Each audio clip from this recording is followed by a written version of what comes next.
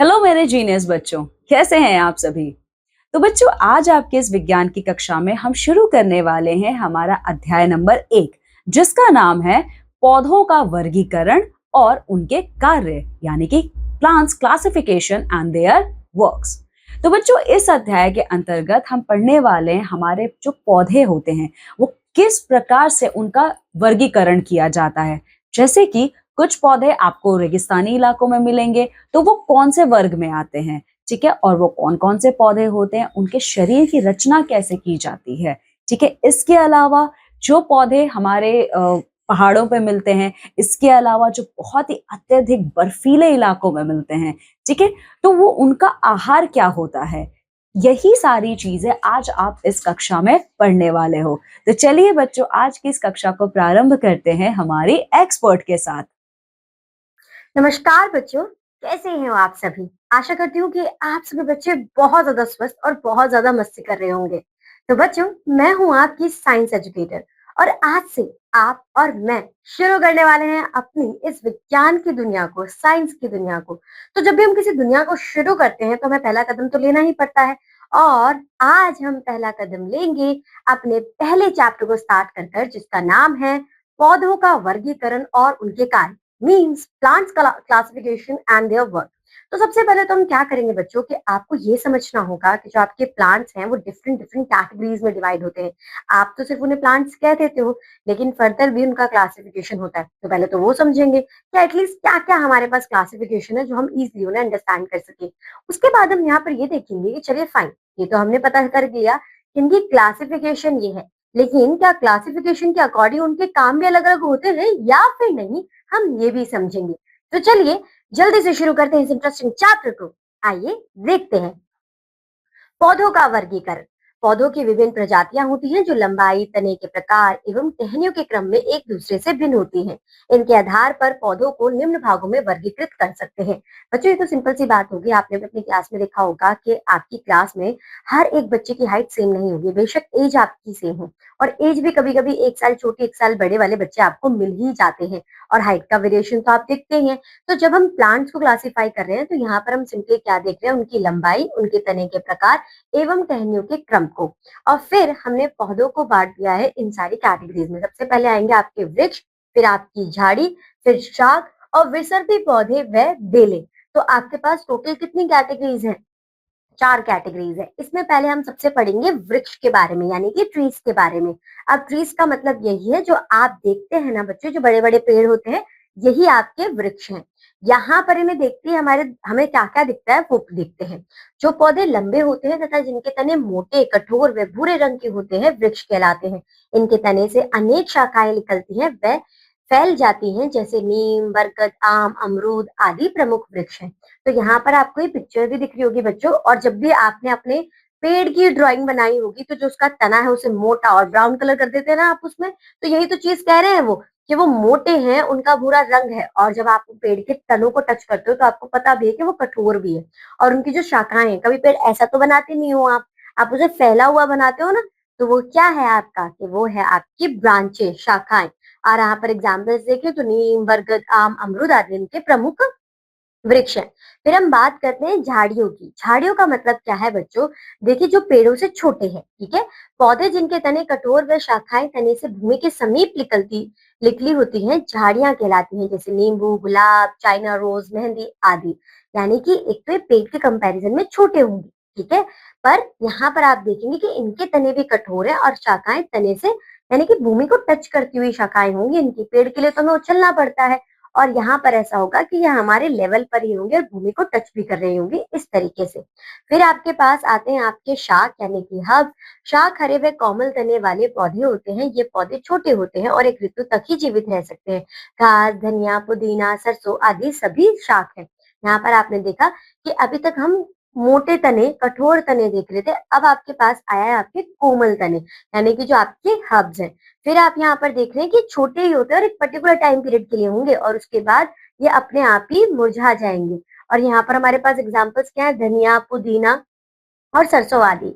ये पौधे प्रतिवर्ष उगते हैं। इन पर फूल व बीज आदि आने के बाद ये मृत हो जाते हैं। ये मौसमी व बिना तने वाले पौधे होते हैं, यानी कि इनकी कोई तने नहीं है पहली बात तो, और ये मौसम के हिसाब से आते हैं साल में एक बार, क्योंकि क्या बोले, ये पौधे प्रति वर्ष उगते हैं। ठीक है, आगे चलते हैं। विसर्पी लताएं व बेलें, यानी कि क्रीपर्स एंड क्लिम्बर्स, ये कमजोर तने वाले पौधे होते हैं। ये भूमि पर फैलते हैं या किसी के सहारे से ऊपर चढ़ते हैं। तो अगर बच्चों आपके घर में मनी प्लांट है ना, तो ये बहुत अच्छा एग्जाम्पल है कि आप उसे देखें।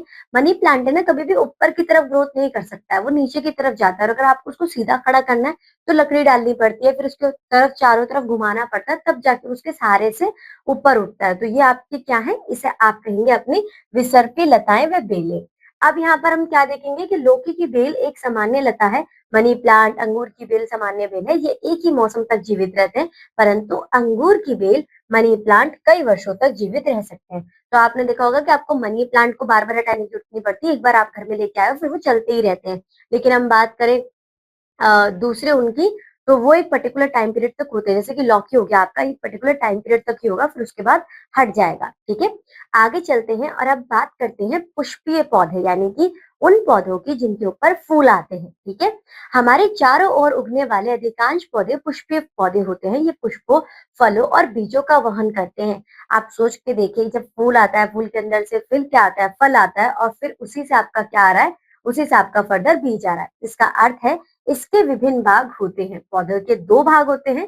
पहला आपका जड़ तंत्र, यानी कि आपका रूट सिस्टम, फिर आपका प्रहोरतम, यानी कि शूट सिस्टम। तो शूट सिस्टम क्या है, अगर आपने कभी भी ध्यान से देखा हो फूल को खिलते हुए, तो पहले वो कुछ इस तरीके का होता है, धीरे धीरे धीरे धीरे उसकी कलियां खुलेंगी, तो इसे शूट कह रहे हैं कि इस तरीके से जो ओपन हो रहा है, ये वाली चीज है।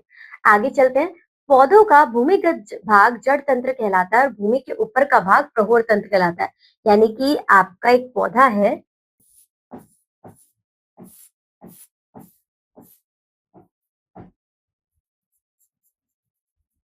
यहाँ पर आप क्या देखेंगे कि ये वाला जो पोर्शन है, जो मिट्टी के अंदर है, that is your root system.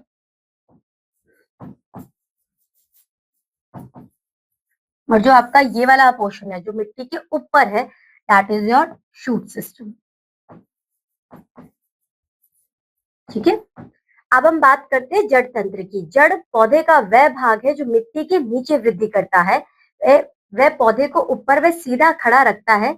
जड़ सूर्य के प्रकाश के विरुद्ध वह भूमि की ओर वृद्धि करता है। इनका रंग हरा नहीं होता। पौधे में दो प्रकार की जड़ें होती हैं, यानी कि आप यहाँ पर क्या देख रहे हैं कि जो आपकी जड़ है वो कहाँ पर आ रही है, वो मिट्टी के नीचे उगती है और सूर्य के अपोजिट डायरेक्शन में, क्योंकि सूर्य की डायरेक्शन अगर हम देखेंगे तो विरुद्ध करते हुए उसके नीचे उग रही है। इनका जो कलर होता है वो बेसिकली कैसा होता है, हरा नहीं होता। आपको जड़ जो देखने के लिए मिलती है मिट्टी वाले रंग की, देखने ब्राउन ही दिखेगी, क्योंकि उसके अंदर इन्वॉल्व होती है। ठीक है, अब यहाँ पर हमारे पास दो प्रकार की रूट्स हैं। एक आपका मूसला जड़, जिसे आप टैप रूट्स कह रहे हैं, और एक आपकी रेशेदार जड़, जिसे आप फाइब्रस रूट्स कह रहे हैं। इसमें एक मुख्य जड़ और किनारों पर बहुत सारी छोटी छोटी जड़ें होती हैं। मुख्य जड़ सीधी नीचे की ओर बढ़ती है और यह अपनी शाखाओं से लंबी होती है। सरसों, बैंगन, सूरजमुखी, चना, बालसम, आम, गाजर, मूली आदि सभी मूसला जड़ें होती है। मूसला जड़ों का मतलब क्या है कि आपका ये पोर्शन जो है, ये इस तरीके से निकल रहा है। ठीक है, ये इस तरीके से ग्रोथ कर रहा है। एक मेन जड़ है। ठीक है, उसके बाद इन्होंने कहा कि बहुत सारी छोटी छोटी जड़ें होती हैं। छोटी छोटी जड़ें, जैसे ये हो गया, ये हो गया, इस तरीके से आपकी कुछ जड़ ये होगी। ठीक है, इसे आप क्या कह रहे हैं, मूसला जड़ कह रहे हैं। उसके बाद आपके पास आती है रेशेदार जड़, यानी कि फाइब्रस रूट। इस प्रकार की जड़ें मूसला जड़ों के स्थान पर आती हैं। कुछ पौधों में मूसला जड़ छोटी रह जाती है और उसके स्थान पर पतली रेशेदार जड़ें निकलती है। ये अपनी ऊपर शाखाएं भी वहन करती हैं। तने के अंत में एक जगह से धागे नुमा कई छोटी छोटी जड़ें उगती हैं। ये जड़ें मिट्टी में फैल जाती हैं और पौधे को सहारा प्रदान करती हैं। उदाहरण के लिए गेहूं, चावल, मक्का और बाजरा। यहाँ पर आप देख रहे हैं कि मेन इसमें क्या चीज थी कि आपकी मूसला जड़ ही आगे निकलेगी। लेकिन यहाँ पर क्या हुआ कि जो मूसला जड़ की ग्रोथ थी वो तो यहाँ पे रुक गई, लेकिन जो उसके छोटे छोटे तने थे उनमें से एक जड़ आगे निकल रही है और ये मिट्टी के अंत तक पहुंच रही है। फर्दर ये इस तरीके से अपने खुद के छोटे छोटे रेशे भी निकाल रही है। पर मेन जड़ तो हमारी यहाँ पर रह गई और दूसरी वाली ने अपनी पूरी ग्रोथ कर ली। तो इसको हम क्या कह रहे हैं, रेशेदार जड़, फाइब्रस रूट्स। जड़ों के कार्य, अब हम यहाँ पर समझते हैं कि जड़ों के कार्य क्या क्या होते हैं, क्यों होना इंपॉर्टेंट है एक पेड़ के पास उसकी जड़। ये पौधों को मिट्टी में जकड़े रखती हैं और इसे सहारा देती हैं। आप सोच के देखिए कि अगर इनके पास कोई बेस ही नहीं है, तो पूरी बिल्डिंग यानी कि पूरा पेड़ किसके भरोसे खड़ा रहेगा? नीचे से मजबूती बनी रहती है, इसलिए वो स्ट्रेट खड़ा रह रहा है। ये पौधों की वृद्धि और विकास के लिए जल व खनिजों का अवशोषण करती हैं। जड़ें वायु व जल से मिट्टी के क्षय को रोकती हैं। कुछ जड़ें भोजन संग्रह के लिए विकसित हो जाती हैं, जैसे गाजर, चुकंदर, शकरकंदी और मूली। कुछ जड़ें पौधे को सहारा देने के लिए विकसित हो जाती हैं। ये पौधों की शाखाओं और तनों से रस्सी की तरह निकलती है और मिट्टी की और वृद्धि करती है। इन्हें अवलंबी जड़ यानी कि और ज्यादा जो फैल रही है, ठीक है। उदाहरण के लिए बरगद और गन्ना आदि। आप बरगद का पेड़ देखेंगे ना, आपको उसके ऊपर भी मतलब ऐसा लगता है कि जड़ है, क्योंकि वो उसकी लता इस तरीके से जकड़ी हुई मतलब निकली हुई होती है और उसका जो कॉन्टैक्ट है वो बहुत ज्यादा फैला होता है जमीन के अंदर। कुछ पौधे जैसे ऑर्किड में पाव्य जड़ें होती हैं जो वायुमंडल में खनिज और जल का अवशोषण करती हैं। आप सोच के देखिए कि आप जब पानी डालते हैं ना, तो वो जड़ के अंदर डालते हैं। जब जड़ अपने पानी को सोखती है तो फिर वो पूरे प्लांट को पहुंचा पाते हैं उस पानी को। ठीक है? जितने भी मिट्टी के अंदर से खनिज है, लवण है, वो सब पूरे प्लांट्स में कैसे जा पा रहे हैं? क्योंकि मिट्टी उन्हें एब्जॉर्ब कर कर पहुंचा पा रही है। यानी कि जो आपकी जड़ है वो एब्जॉर्ब करके मिट्टी में से उन्हें पहुंचा पा रही है। तो सोच के देखिए कि अगर जड़ नहीं होगी तो प्लांट की पूरी ग्रोथ ही पॉसिबल नहीं है। ठीक है? अब हम बात करते हैं जड़ों का रूपांतरण। कुछ पौधों की जड़ें ऊपर बताए गए प्राथमिक कार्यों के अतिरिक्त अन्य कार्य भी करती है। इसके लिए इनकी संरचना में कुछ परिवर्तन होता है। इन्हीं परिवर्तनों को ही रूपांतरण कहते हैं। यानी कि अभी तक जो हमने कार्य डिस्कस करे कि वो मिनरल्स को एब्जॉर्ब करेंगी, वाटर को लेंगी, उसे बेस यानी कि उसे स्ट्रेंथ प्रोवाइड करेंगी। क्या इसके सिवा भी कुछ काम होते हैं? हाँ, इसके सिवा भी कुछ काम होते हैं। और उसके लिए जब जड़ की संरचना में परिवर्तन किया जाए, क्योंकि वो पर्टिकुलर काम तभी हो सकता है जब वो जड़ अपना रूप चेंज करेगी, तो उसे क्या कह रहे हैं? रूपांतरण कह रहे हैं। ठीक है। अब भोजन संग्रहण के लिए जड़ों का रूपांतरण, हम मूली, चुकंदर और गाजर खाते हैं। ये अपने अंदर भोजन संग्रहित करती हैं और मोटी हो जाती हैं। ये मूसला जड़ होती है जो खाद्य पदार्थों का संग्रह करने के लिए फूल कर मांसल व गूदेदार हो जाती है। पत्तियों द्वारा तैयार किया गया भोजन नीचे की और गति कर इन जड़ों में एकत्रित हो जाता है। जब परिस्थितियां अनुकूल नहीं होती तब पौधे जीवित रहने के लिए इस भोजन का उपयोग करते हैं। यहाँ पर हम देख रहे हैं कि अब हमारे पास एक ऐसी जड़ आ रही है जो अपने लिए बुरे वक्त का खाना स्टोर कर रही है। तो जब फोटोसिंथेसिस की हेल्प से ये सारी चीजें हो रही होंगी, यानी कि आपका मतलब प्लांट खाना बना रहा है, तो जितना उसे चाहिए उतना लेके कुछ पोर्शन ऑफ अमाउंट वो क्या कर देगा, वो अपनी जड़ में भेज देगा स्टोरेज के लिए। कि इन सपोज केस बारिश आ गई, इन सपोज केस हमें सूर्य की रोशनी नहीं मिल पाई, तो उस वक्त हम क्या करेंगे कि हम स्टोर फूड को खाकर अपने आप को जिंदा रख सकते हैं। ठीक है। फिर सहारा प्रदान करने के लिए जड़ों का रूपांतरण। कुछ पौधे जैसे बरगद के वृक्ष में बहुत सारी सीधी जड़ें इसकी शाखाओं से निकलती हैं। ये जड़ें नीचे की ओर वृद्धि कर मिट्टी को छेद देती हैं और मुख्य तने को खंभे की तरह सहारा प्रदान करती है। इन जड़ों को अवलंबी जड़ें कहते हैं। यानी कि स्ट्रेंथ पहुंचाने के लिए क्या कर रहे हैं? जो शाखा जड़ें निकल रही है शाखाओं से जड़ें निकलती है और वो मिट्टी को छड़ देती है, ताकि उससे क्या मिले? उसे स्ट्रेंथ मिले और वो सीधा खड़ा रहे। अब ये सब कुछ था आपका जड़ तंत्र के बारे में। अब हम पढ़ने वाले हैं प्रहोर तंत्र यानी कि शूट सिस्टम के बारे में। तना जड़ को पौधे के अन्य भागों से जोड़ता है। अगर आप ध्यान से देखेंगे, ये है आपका तना और इसी पे आ रही है पत्ती, इसी पे आ रहे हैं फूल, और फिर अगर देखा जाए फूल के अंदर बीज है तो इसी पे आ रहे हैं बीज। और यही तना है जो आपके पेड़ को सीधा स्ट्रक्चर दे रहा है। क्या है? रीढ़ की हड्डी है पेड़ की, तो बिल्कुल भी गलत नहीं होगा। ठीक है। अब यहाँ पर हम देखते हैं कि प्रहोर तंत्र की धुरी जिस पर पौधे के अन्य भाग जैसे पत्तियां, फूल, कलियां और फल वृद्धि करते हैं, पौधे का तना कहलाते हैं। जिन बिंदुओं से पत्तियां निकलती है उन्हें नोड कहते हैं। दो नोड के बीच के स्थान को इंटरनोड कहते हैं। वृक्षों के तने मोटे व मजबूत होते हैं, इसे धड़ कहते हैं। क्या कह रहे हैं? इसे धड़। आपने यहाँ पे तीन चीजें देखी, पौधों का तना, ये तो आपको पता ही है, जो इसे सीधा स्ट्रक्चर दे रहा है। फिर आपका नोड जहाँ से पत्तियां निकलती हैं, और जहाँ से दो पत्तियां निकल रही है, दो नोड के बीच के स्थान को यहाँ पे आपके वो है, उन्हें हम क्या कह रहे हैं? उन्हें हम कह रहे हैं इंटरनोड। और फिर हम ये देख रहे हैं कि जो तना है वो मजबूत होता है और इसे हम क्या कह रहे हैं? धड़ कहते हैं। अब यहाँ पर हम देखेंगे कि हमारे तने की क्या-क्या विशेषताएं होती हैं। ये पौधे का वह भाग है जो भूमि से ऊपर की ओर बढ़ता है। क्लियर? क्योंकि शूट सिस्टम में हमने ऑलरेडी वो देखा हुआ है। ये हमेशा गुरुत्वाकर्षण व नमी के विरुद्ध गति करता है। गुरुत्वाकर्षण क्या कहता है? कि नीचे की ओर आए।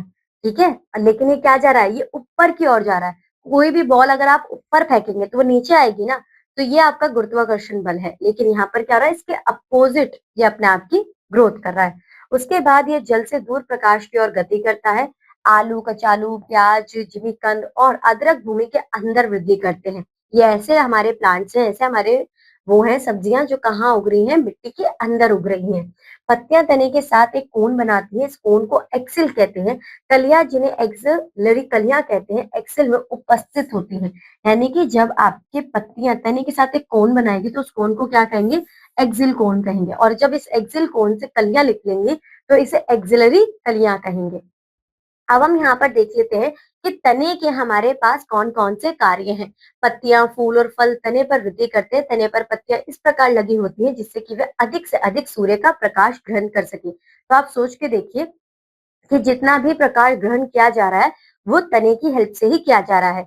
तना पौधों को सीधा खड़ा रखता है, ये हमें पहले से ही पता है। और पत्ते और फलों को सहारा प्रदान करता है, क्योंकि उसकी रीढ़ की हड्डी है, तो सबको सहारा प्रदान कर कौन रहा है? आपका तना। ये जड़ों से जल व खनिज लवणों को अवशोषित कर कर।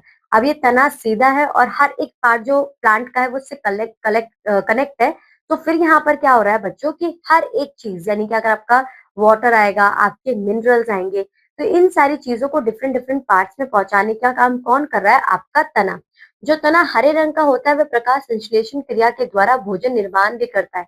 अगर आपका तना ग्रीन इन कलर है तो आप ये भी देख सकते हैं कि वो फोटोसिंथेसिस के काम में भी अपना कंट्रीब्यूशन कर रहा होगा। पौधे, बहुत से पौधे जैसे आलू, अदरक आदि में तना भोजन के संग्रहण का कार्य करता है। कैक्टस का मासल तना जल संग्रहण का कार्य करता है। यानी कि जैसा आपका फ्रूट होगा, जैसा आपका वेजिटेबल होगा, उसके अकॉर्डिंग भी तना अपने कार्य को चेंज कर लेता है।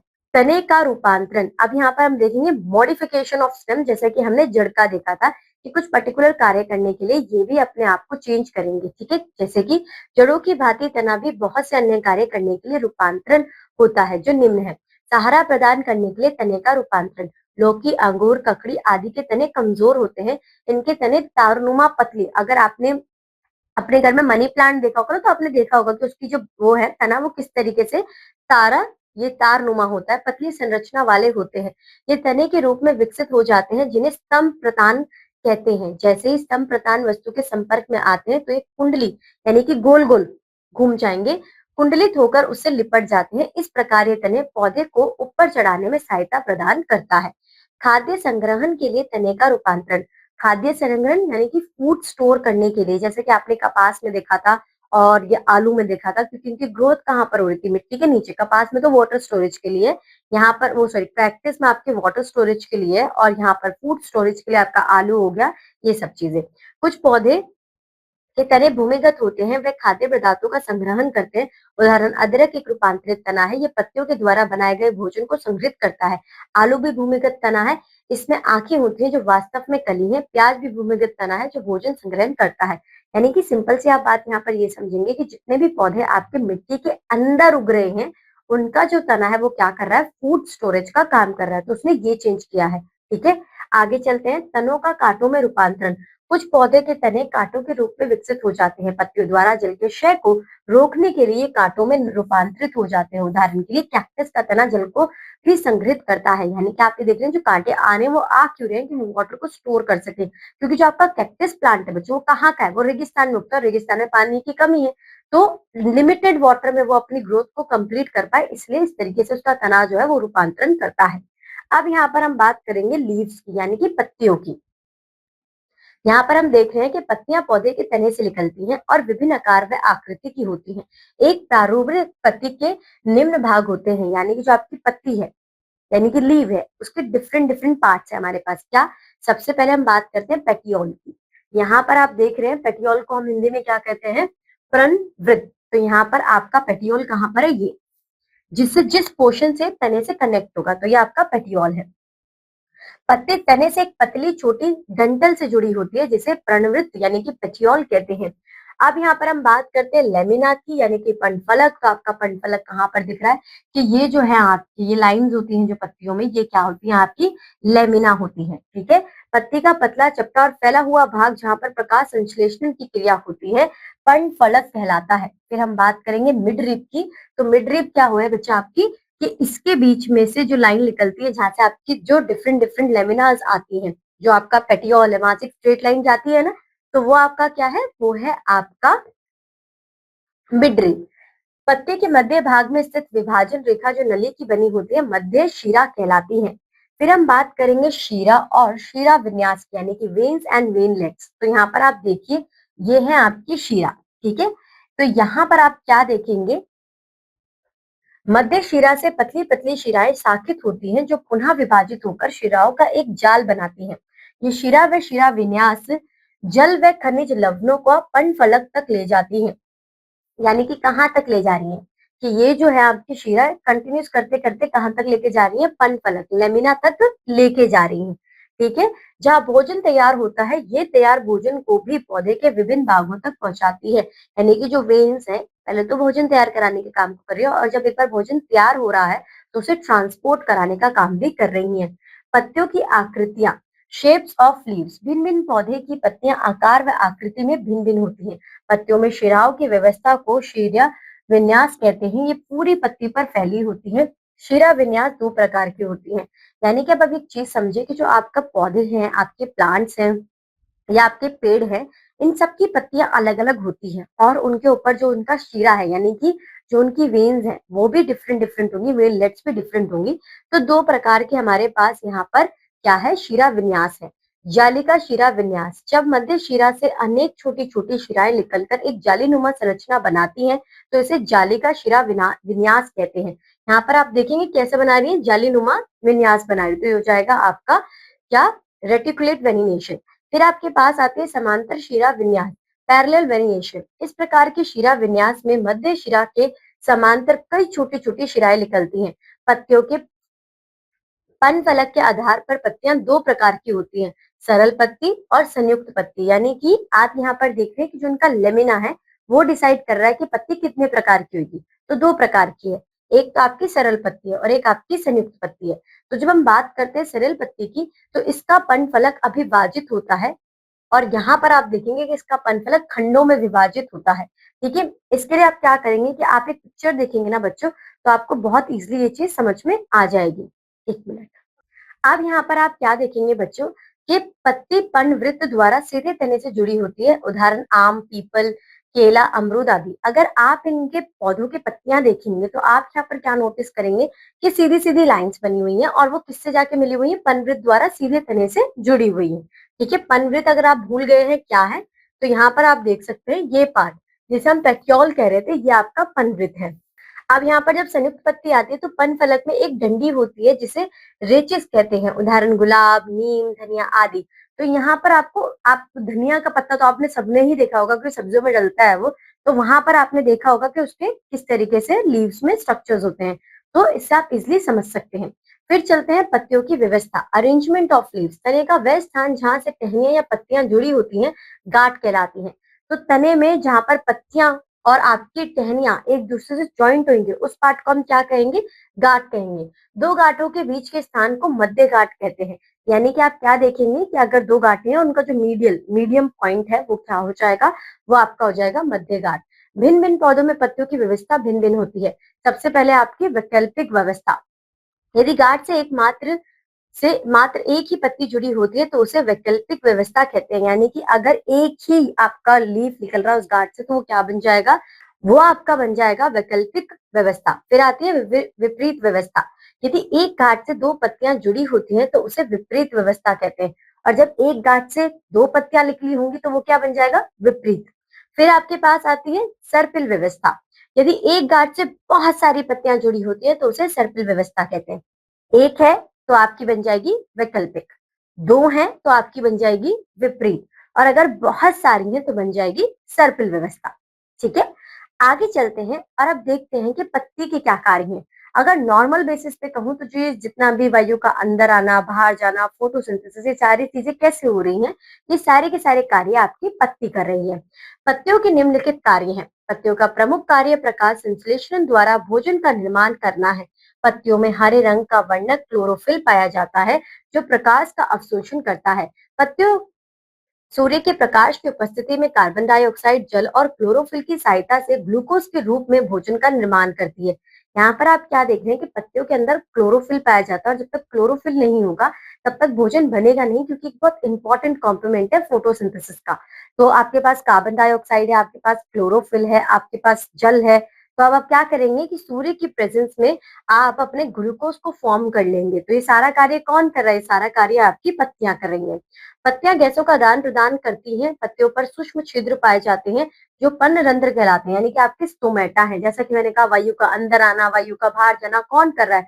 पत्तियां ही तो कर रही हैं आपकी। पर्णरंध्र, तो ये आपके क्या पार्ट है? ये आपके स्टोमेटाज हैं, ठीक है। इनमें इन्हीं सूक्ष्म छिद्रों द्वारा प्रकाश संश्लेषण व श्वसन के दौरान ऑक्सीजन व कार्बन डाइऑक्साइड गैस आवंगन करती है, यानी कि वो कार्बन डाइऑक्साइड को अंदर लेते हैं फोटोसिंथेसिस के दौरान और ऑक्सीजन को बाहर छोड़ते हैं। किसके द्वारा? इन छिद्रों के द्वारा ही। फिर हम देखते हैं कि पौधे में उपस्थित अतिरिक्त जल का हार्डशय पर्णरंध्र द्वारा ही होता है। इस प्रक्रिया को वाष्प उत्सर्जन कहते हैं, यानी कि जो अब आपके प्लांट के पास एक्सेस वाटर हो चुका है, तो अब वो उस वाटर को बाहर निकालने के लिए किसका सहारा लेगा? वो स्टोमेटा का सहारा लेगा। तो ये कार्य भी कौन कर रहा है? पत्तियां कर रही हैं।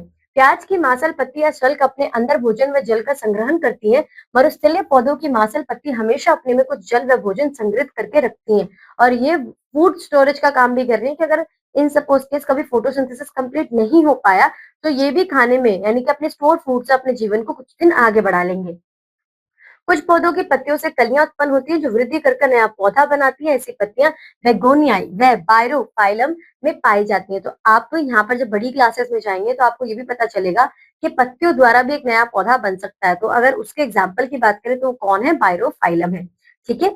अब यहाँ पर हम क्या देखेंगे कि पत्ती का रूपांतरण, कि किस तरीके से वो अपना मॉडिफिकेशन करती है कुछ अन्य कार्य करने के लिए। सहारा प्रदान करने के लिए पत्तियों में रूपांतरण। कुछ पौधों में पत्तियों का प्रतान के रूप में रूपांतरित हो जाती है। ये प्रतान वस्तु के चारों ओर लिपटकर पौधे को सहारा देती हैं। तो जब ये चारों ओर लिपट जाएंगे तो क्या करेंगे? स्ट्रेंथ प्रोवाइड करेंगे, जिससे वो सीधा खड़ा रहेगा।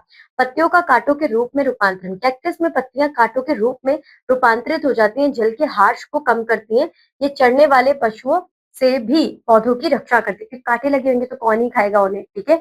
और फिर क्या कर रही है? पत्तियों के रूप में, मतलब कांटों के रूप में आ गई है पत्तियां, तो पानी को स्टोर करने का काम भी कर रही हैं। अब हम बात करेंगे पुष्प की। तो आप यहाँ पर क्या देखेंगे? पुष्प पौधे का सबसे आकर्षक, सुंदर व रंगीन भाग होता है। अक्सर हम पुष्प को ही तोड़ के लेके आते हैं, राइट, क्योंकि वो बहुत ज्यादा आकर्षक होता है। पुष्प की संरचना देखते हैं हम यहाँ पर। पुष्प विभिन्न प्रकार के होते हैं। अधिकांश पुष्पों की मूलभूत संरचना समान होती है। पुष्प के मुख्यतः 4 भाग होते हैं: बाह्यदल, जायांग, पंखुड़ी और पुंकेसर। इसके अतिरिक्त पुष्प वृंत भी एक भिन्न भाग होता है, यानी कि यहाँ पर आप इन सारे भागों को देख सकते हैं। ये आपका बाह्यदल है, ये आपका बीजांड है, यानी कि जहां पर आपके बीजांड होंगे, ठीक है। फिर आप यहाँ पर देखेंगे पुंकेसर है, फिर आपके पास पंखुड़ी है, फिर आप यहाँ पर देखेंगे जायांग। जायांग में आपके 3 पार्ट्स फर्दर हैं: वर्तिकाग्र, वर्तिका और अंडाशय। तो ये पूरा आपका क्या है? फ्लावर का स्ट्रक्चर, ठीक है। अब यहाँ पर सबसे पहले हम बात करेंगे पेडिक्सल की। तो आप जब पुष्प वृंत को देखते हैं तो एक डंडी नुमा रचना होती है, ठीक है। यहाँ पर जिसमें पुष्प तने से जुड़ा होता है, वृंत का ऊपरी भाग फुला होता है, जिसे पुष्पा आसन या थालमस कहते हैं, ठीक है। थालमस के ऊपरी भाग में पुष्प के अन्य भाग एक घेरे में व्यवस्थित होते हैं। आप यहाँ पर देख सकते हैं कि आप ये पेडिसल पुष्प वृंत आप देखेंगे, यहाँ पर तो मेंशन नहीं किया गया है, बट यही उसका मेन वो है जिससे वो ज्वाइंट है, ठीक है। आगे आप देखते हैं भाईदल, यानी कि आपके सिपल्स। भाईदल पत्ती जैसी संरचना होती है जो इस तरीके से निकली होती है ना, जो सपोर्ट प्रोवाइड कर रही है, ठीक है। ये पुष्प की कली का अवस्था में रक्षा करती है। तो ये आपकी कली है, इसके अंदर, ये सेपल्स के अंदर से धीरे धीरे धीरे धीरे खुल के आपका फ्लावर निकलता है और फिर ये ऐसी शेप ले लेता है, ठीक है। फिर आपके पास आती है पंखुड़ी। पंखुड़ी आपको पता ही होंगी, जो पेटल्स लिखी होती है आपके फूल की, वो क्या है? ये आपकी वो है, और ये बेसिकली क्या करती है? ये सुगंधित होती है और ये सीड को प्रोटेक्शन भी प्रोवाइड करती है। आप पुष्प को उसकी पंखुड़ी और खुशबू से पहचान सकते हैं।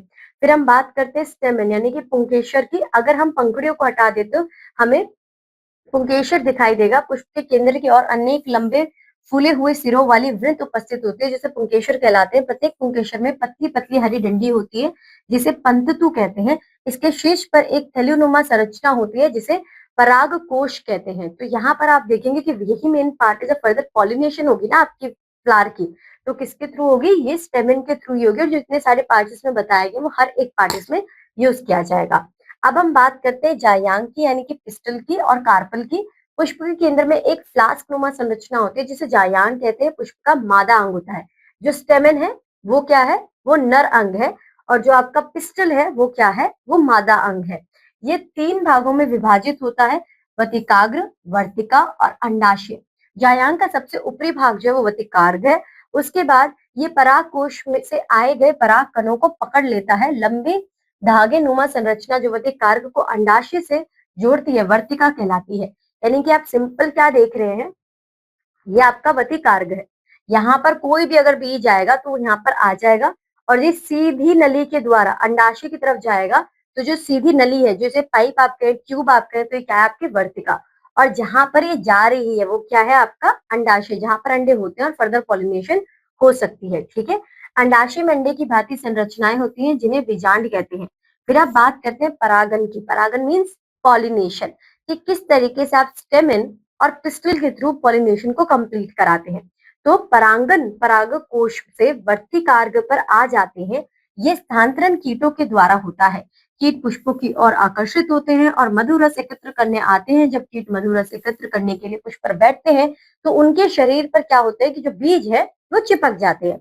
उन्होंने एक स्थान से बीज यानी कि एक फूल से रस को जब चूस रहे हैं और उनके बीज वहां पर लिए तो वहां पे बैठे, फिर उनका काम हो गया, फिर वो दूसरे पुष्प के पास जाएंगे और जब वो उसके ऊपर बैठे तो वो बीज क्या है उनकी बॉडी से नीचे उतर गए और फिर वो कहाँ जाके चिपक जाते हैं, वो चिपक जाते हैं आपके वर्तिकार्ग में। और फिर वो वर्तिका की हेल्प से नीचे जाते जाते अंडाशय पर पहुंच जाते हैं और फर्दर आपका जो परागकण है यानी कि पॉलिनेशन है वो कंप्लीट हो जाता है। और जब ये कंप्लीट हो जाता है तो इस प्रोसेस को हम क्या कह रहे हैं, पॉलिनेशन। और फर्दर यहाँ से एक जायगोट फॉर्म होगा जिसे आप कहेंगे फर्टिलाइजेशन, निश्चेषण।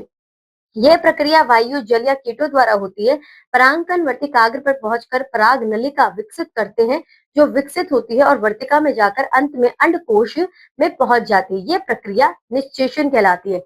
यानी कि आप यहाँ पर सिंपली बात क्या देखेंगे कि जो आपका स्टेमेन है, इसका जो बीज है वो आपके पिस्टल की हेल्प, पिस्टल के थ्रू अंडाशय तक पहुंच गया तो वो प्रोसेस आपकी क्या है, फर्टिलाइजेशन। उसके बाद बीजांड बीज में और अंडाशय फल में रूपांतरित हो जाता है। इस बीच अन्य भाग सूख जाते हैं। सामान्यतः एक फल, फल की दीवार और बीजों से बना हुआ होता है। यानी कि सबसे पहले फल आएगा, फिर फल की दीवार आएगी और फिर क्या देखेंगे आप कि उसके अंदर बीज है। अब यहाँ पर हम देखते हैं कि फूल के कार्य क्या क्या होते हैं, यानी कि पुष्प के कार्य। मधुरस फलों से उत्पन्न होता है। पुष्प में जननांग होते हैं अतः जनन प्रक्रिया पुष्प में ही होती है। यानी कि एक जो बीज है वो मतलब आप समझ लीजिए, जनांग का मतलब मादा पार्ट्स फूल के अंदर ही है और पॉलिनेशन तभी हो सकती है जब आपके पास कोई फूल हो। ठीक है, पुष्प बीज व फल की उत्पत्ति में मदद करता है। पुष्प विभिन्न रंगों, आकारों व सुगंध में विकसित होता है। पुष्प के कार्य देखें तो हर एक पूजा पाठ में किसी को हमें बुलाना है, उसे माला वाला पहनानी है तो उसके लिए भी आप क्या लेंगे, आप पुष्प ही तो लेंगे, उसी से तो बात आगे बढ़ती है। ठीक है, तो पुष्प से इत्र बनाए जाते हैं, इनसे गुलाब, चमेली आदि के इत्र बनते हैं। कुछ पुष्प से मसाले भी बनाए जाते हैं, जैसे लौंग एक सूखे पुष्प की कली है।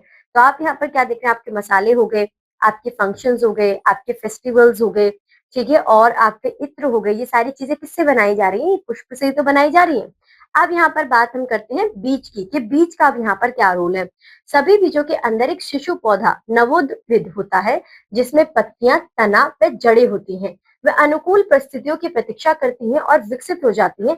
निश्चेषित बीजांड को बीज कहते हैं। यानी कि जब आपका पॉलिनेशन हो रहा था तो उसमें क्या हो रहा था कि स्टेमन और पिस्टल के कॉन्टैक्ट के थ्रू बीज बन रहा था और बीज में इतनी कैपेबिलिटी है कि वो अपना पत्तियां, तने व जड़ सब कुछ बना सकता है, लेकिन उसे जरूरत है अनुकूल परिस्थितियों की। फिर हम यहाँ पर देखते हैं बीज से नया पौधा निकलता है। बीज बीज पत्र द्वारा रक्षित होता है। ये पत्र पतला या मोटा और कठोर होता है। एक बीज में शिशु पौधे के लिए भोजन भी उपस्थित होता है जिसे एंडोस्पर्म कहते हैं। यानी कि जो बीज है, क्योंकि फर्दर वो ग्रोथ करेगा तो उसको खाना तो चाहिए अपनी ग्रोथ के लिए, तो वहां पर एक पार्ट है एंडोस्पर्म जहाँ पे उसके लिए अपना खुद का भोजन भी होता है, जो निषेचन भ्रूण के लिए पोषक तत्वों का कार्य करता है। बीज के अंदर भ्रूण ही शिशु पौधा होता है और यह बीज पत्र द्वारा रक्षित होता है। कुछ बीजों में दो बीज पत्र होते हैं और इसे यानी कि द्विज पत्री, आप इसे डाइकॉट कहेंगे। ये वहां पर आपके क्या है, दो बीज पत्र हैं। ठीक है, और जहां पर एक होगा यानी कि एक बीज पत्री तो उसे आप मोनोकॉट कहेंगे। अब यहाँ पर हम देख रहे हैं जर्मिनेशन ऑफ सीड। उचित तापमान, जल व प्रकाश की उपस्थिति में बीज से अंकुरित होकर एक पौधा निकलता है। अगर आपने चने देखे हैं और उन्हें रात भर भिगोया है और फिर सूती कपड़े में बांधकर आपने रख दिया है तो आप नोटिस क्या करेंगे कि वो अंकुरित हो जाते हैं। अगर आप उसे मिट्टी के अंदर डाल देंगे तो वही कैपेबल है कि वो पूरे पौधे का निर्माण कर सकते हैं। उसके बाद आते हैं फंक्शंस ऑफ सीड पर। बीज भ्रूण की रक्षा करता है और उसकी वृद्धि के लिए एक पोषक तत्व तब तक देता है जब तक नई जड़ें नहीं बन जाती। कुछ बीज हल्के होते हैं, जबकि कुछ में बाल जैसी संरचनाएं होती हैं जो इन्हें अच्छे से फैलने में मदद करती हैं। यानी कि एक नए जीवन को जो स्टोर कर रहा है, वो कौन कर रहा है? वो बीज कर रहा है। जैसे आप बीज को मिट्टी के अंदर डालेंगे, अनुकूल परिस्थितियां देंगे, तो आपको फर्दर एक बड़ा प्लांट देखने को मिलेगा आफ्टर सम टाइम। और इसी के साथ बच्चों आपका ये चैप्टर यहाँ पर खत्म होता है। सो आई होप सो कि आपको हर एक चीज बहुत अच्छी तरीके से समझ में आई होगी। तो बच्चों, मैं आशा करती हूँ आप लोगों को अब बहुत अच्छे से समझ में आ चुका होगा कि जो पौधे होते हैं उनका वर्गीकरण का आधार क्या होता है। तो अब मैं मिलती हूँ आप सभी लोगों से हमारी विज्ञान की अन्य कक्षा में विज्ञान के एक अन्य अध्याय के साथ।